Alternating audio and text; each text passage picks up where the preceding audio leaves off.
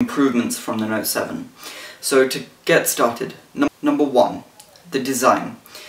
We already know that it's going to take after the S8, so we're hoping to see an infinity display, a Gorilla Glass screen, and curved edges.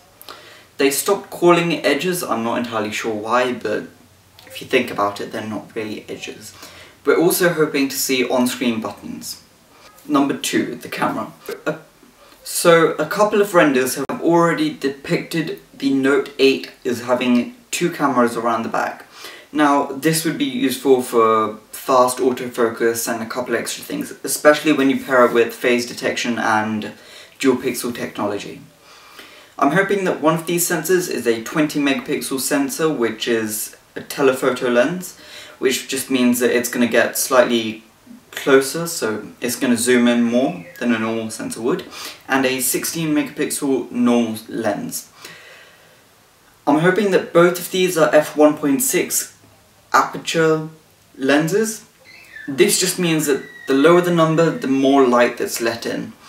So software enhancements, probably the same as the S8, which just takes 3 pictures and stitches them together to avoid blurry pictures and make them more clear. And also I'm hoping to see 4K recording, 5K, and probably not, but nice to hope, 8K. Having increased resolutions, I'm hoping that they're going to increase the FPS, so more frames per second in 4K, maybe 60, maybe 30, probably not 60, but it's nice to hope. And also, that just means that with the lower resolutions like 720p or 480p, we can have super slow motion. So something like the slow motion camera on the Xperia Z5 Premium. So number 3, I'm hoping that it has a 4K HDR screen which is Super AMOLED, and the screen size is 5.8 or upwards. I'm also hoping 6GB of RAM, an Exynos octa-core processor, who knows. Number 4, a battery.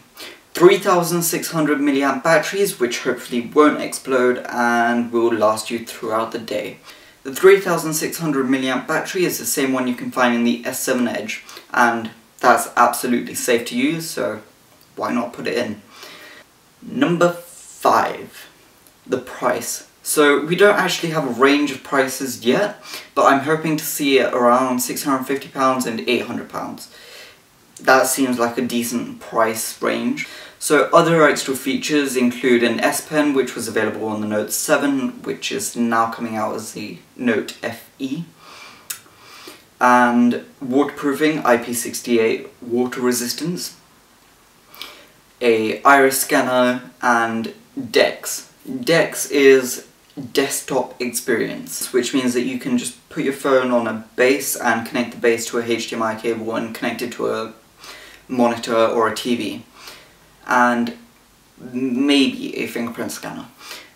A fingerprint scanner is difficult to put in because of how much hate the S8 has gotten because of the placement of the fingerprint scanner.